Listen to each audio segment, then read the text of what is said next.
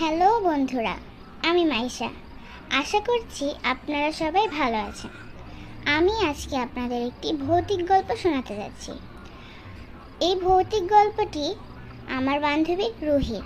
বেশ কয়েকদিন আগে রুহি বিদ্যালয় থেকে ফেরার পথে খেয়াল করলো একটি মেয়ে ছাদ থেকে লাফ দিয়ে আত্মহত্যা করার চেষ্টা করছে, কিন্তু ঠিক সেই মুহূর্তে সে অদৃশ্য হয়ে গেল।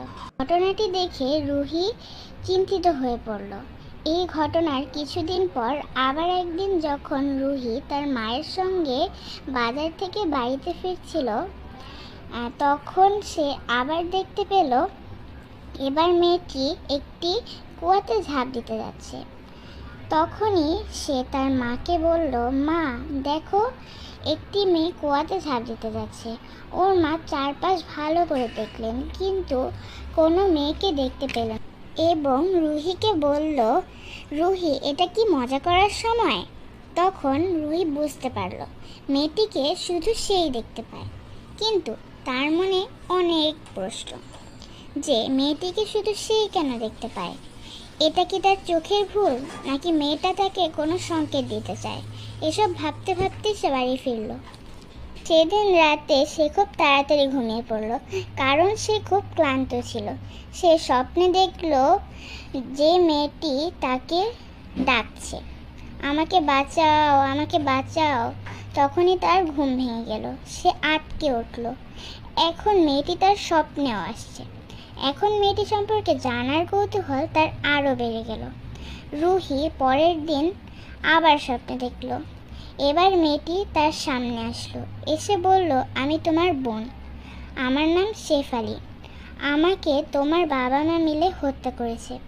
যখনই রুহি মেয়েটির কথা শুনল, আর কিছু জিজ্ঞাসা করার আগেই শেফালি বলল, এরা তোমার আসল মা বাবা নয়, এরা দুই চোর।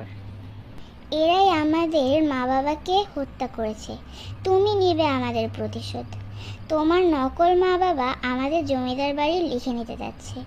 মা বাবা আমাদের দুজনের নামে এই বাড়ি লিখে গেছেন, কিন্তু মা বাবা আর আমি ছাড়া এটি আর কেউ জানে না যে দলিলটি কোথায়। সে চোরগুলো যদি এটি পায়, তবে তারা সেই জমি লিখে নেবে তোমার কাছ থেকে। তারা সেই অপেক্ষায় আছে। তারা এটি জেনে গেছে যে সেটি জমিদার বাড়ির আশেপাশে আছে, কিন্তু তারা এখনো জানে না যে সেটি কোথায়। তা জানতে পারলে তারা তোমাকেও মেরে ফেলবে। আমাদের প্রতিশোধ তোমাকেই নিতে হবে, নিতেই হবে বলে আত্মাটি অদৃশ্য হয়ে গেল। রুহি ভাবতে লাগলো সে কি করবে, এবং অবশেষে সে একটি বুদ্ধি পেল চোর দুটোকে মারার। সে ও তার বোন মিলে চোর দুটোকে মেরে ফেলল এবং রুহির মা বাবা ও বোনের আত্মা শান্তি পেল। বন্ধুরা, আজকের গল্পটি কেমন লেগেছে তা কমেন্ট বক্সে জানান, এবং এরকম আরও গল্প পেতে আমাদের চ্যানেলটিকে সাবস্ক্রাইব করে রাখুন।